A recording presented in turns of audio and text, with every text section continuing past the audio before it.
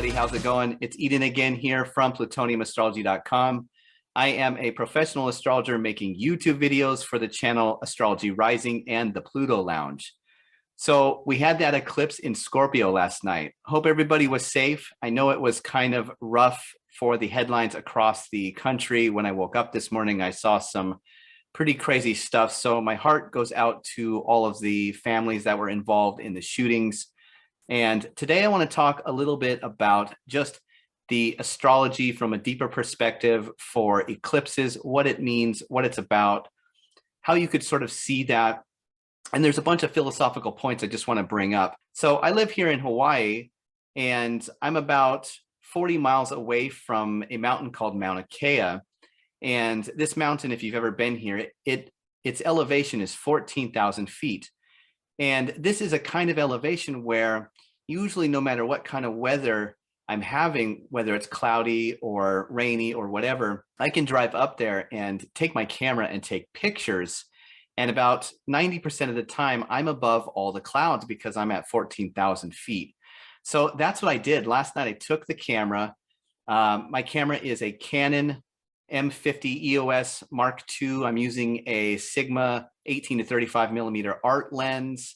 And I took that bad boy up to the top of Mauna Kea and tried to capture the eclipse on photo. Where I live here, the eclipse was just ending, so it wasn't totally dark when I could see the eclipse coming into its shadow and then leaving the shadow. By the time it was rising here out of the ocean, it was basically just a sliver, and there was still a lot of light in. A lot of the different pictures look just like a regular moon, but just in different phases. But what I thought was really cool about last night is that the different phases all happened in the space of like an hour and a half. So it was like going outside each night and seeing a different phase compacted down to like an hour and a half. And I just kept clicking the shutter button to try to get different exposures and stuff like that. So I hope you enjoy these pictures. It was a lot of fun. There were probably about 50 to 80 people on this little hilltop, astrophotographers and just people watching, a lot of people on vacation. So if you ever come out to the Big Islands and you're on the Hilo side and you go up to Mauna Kea, keep your eye out for me because I'm usually up there when there are significant or fun things in the sky happening. And that's sort of my hobby. I do post those pictures as the thumbnails to my videos most of the time. So that's what you're seeing. But anyway, let's get into the astrology for the eclipse. Now, this was a full moon in the sign of Scorpio. And then what happened is that the sun was on one side of the earth and the moon was on the other. And the earth was exactly between these two. And that is what caused the shadow of the earth to cover up the light shed from the sun onto the moon. This only happens about 2 to 3 times a year. And because eclipses were, for the most part, uncommon, they were in the ancient world seen as pretty much a bad omen, or different societies had different beliefs. Like the Aztecs, I believe, would do sacrifice. The Indian astrologers believe you shouldn't even go out into the light. You should not even look at the eclipse. But pretty much synonymous all over the world, eclipses were viewed in the ancient world as a bad omen. And this was because light is part and parcel to life. Without light, without warmth from the sun, we don't live. And the light is always constant for the most part. So to have the full moon and just over the course of 4 or 5 hours have that light be covered up was very negatively auspicious, you could say. So anyway, that was the perspective in the ancient world, was that eclipses were... All right, so let's pull up the real-time clock here.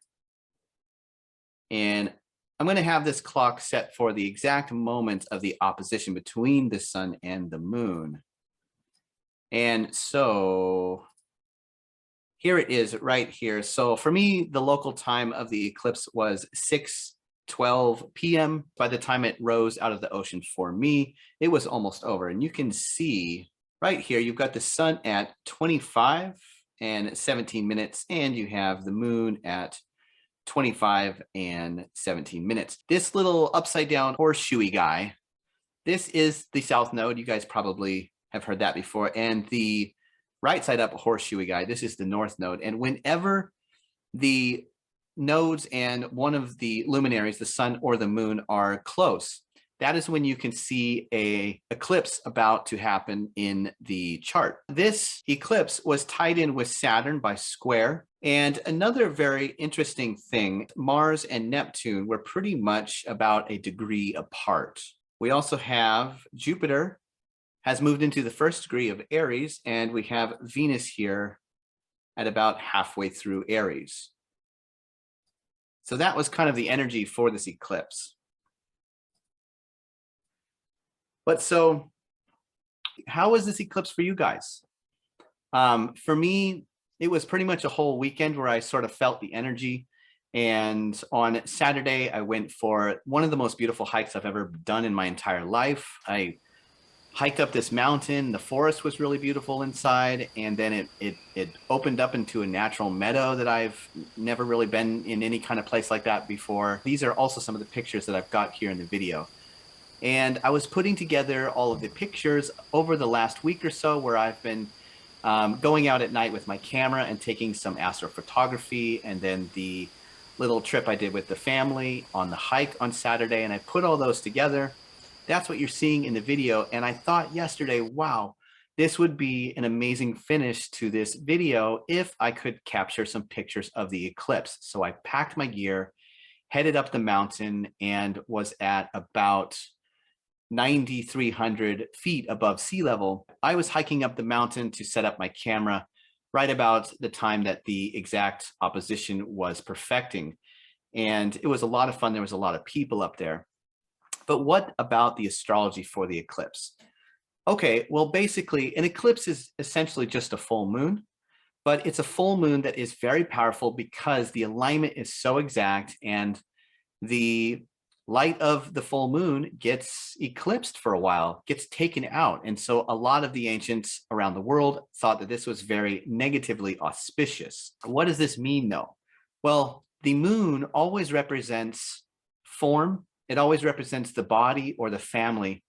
But why is this? Well, the ancients thought that the moon was a representative for the metaphysical principle of inconstance or impermanence or change. And that's because the moon was always circumambulating the earth, right?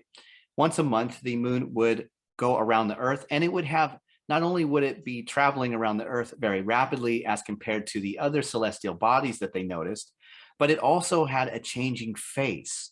So they equated the symbolism for what this could have meant with change or impermanence. And the general image of something that is born, that comes into being, or that comes into some kind of form, and then as it ages, it matures, and eventually it will be withered by the forces of nature until it eventually fades and dies and then returns back to the earth.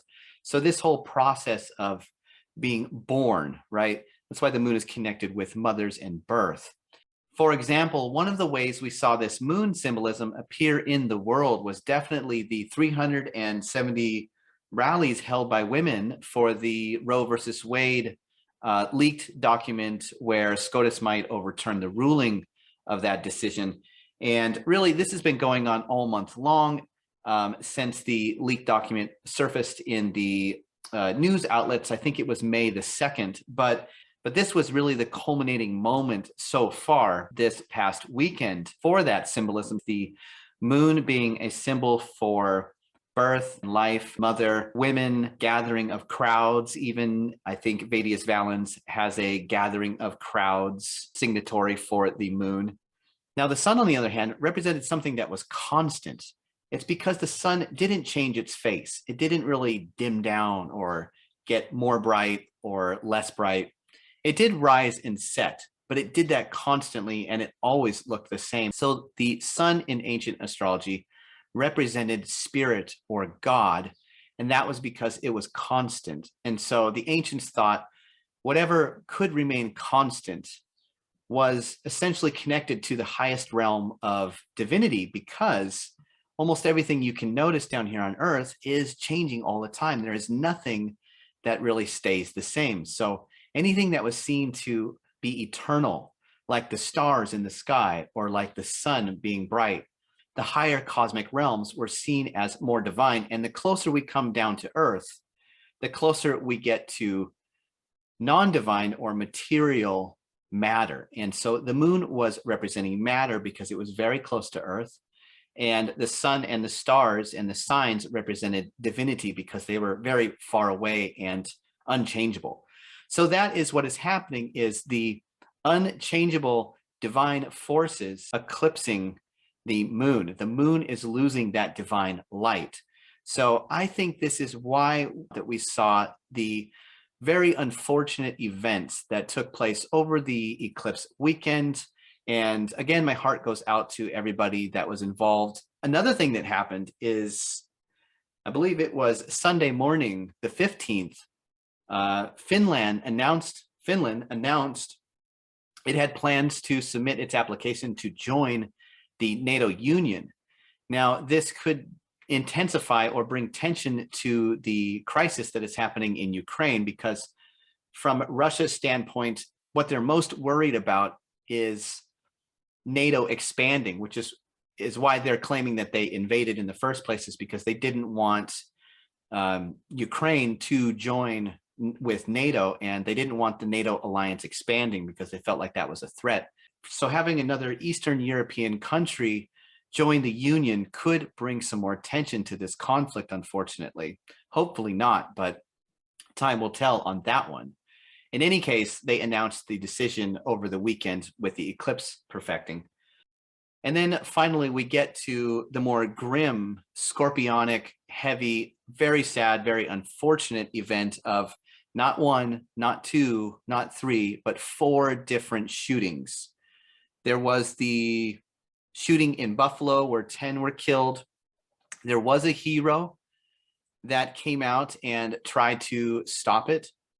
Then there was a shooting in California. A man shot people that were attending a religious gathering or a church buffet or something, a church banquet or something like that. Then there was also, I can't believe this, there were 17 people shot in Milwaukee over the weekend, having something to do with, I'm not sure if it's gangs or sports, but it was after a sports game. And then we also had a 4th shooting where a man walked into a salon in Dallas and shot some women. You hate to hear these things. So again, I hope the people that were injured make a good recovery. But it wasn't all grim. There were some heroes that tried to prevent some of these terrible things from happening. The security guard in the Buffalo grocery store, he unfortunately died, but he died trying to stop the shooter from shooting any more people. He shot at him. Unfortunately, he was killed from this, but now he's a hero. There was also, in the California church shooting, the church members actually tackled and then hogtied with some power extension cords until the police could apprehend him. So there were heroes in that event as well. So there were some heroes in this. I think that that really speaks to some of the better things that we have for the archetype of Scorpio. Scorpio heavy chart people can be very protective. They can want to protect the weak or the downtrodden. They can protect their family. They can sacrifice themselves. They can be the warrior that takes a bullet. And in this situation, that is exactly what happened for the security guard. So we did get some heroes out of this, but unfortunately, this was some of the tragic lunar eclipse things that were mirrored by the heavens during the time of the eclipse over the weekend.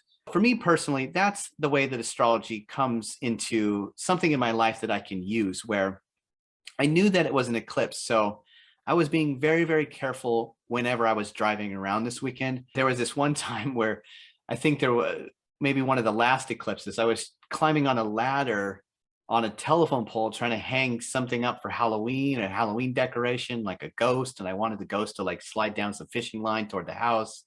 And I was up on that ladder and I said to myself, Eden, what are you doing? You know that this is a day where there's something in your chart that says you could have an accident. Well, here it is, get off the ladder, right? So that's the way that I like to use astrology is I try to see if there's potential warnings for getting hurt or getting sick, or sometimes I need to work on my health and improve my health. Sometimes I just need to be really careful if I'm going to go out and drive around somewhere or something like that. Maybe being careful if I build something and using power tools, or I'm at work and I'm doing something where I might get hurt. So that's pretty much the way the eclipse happened. If you have any stories about what happened during the eclipse for you, I would love to hear them. That's really, really fun. So please leave your comments in the section below. I want to grow this community of people that are interested in astrology on this channel. And thank you so much for watching. Please be safe out there. Give each other a lot of love, and I'll see you next time. Bye.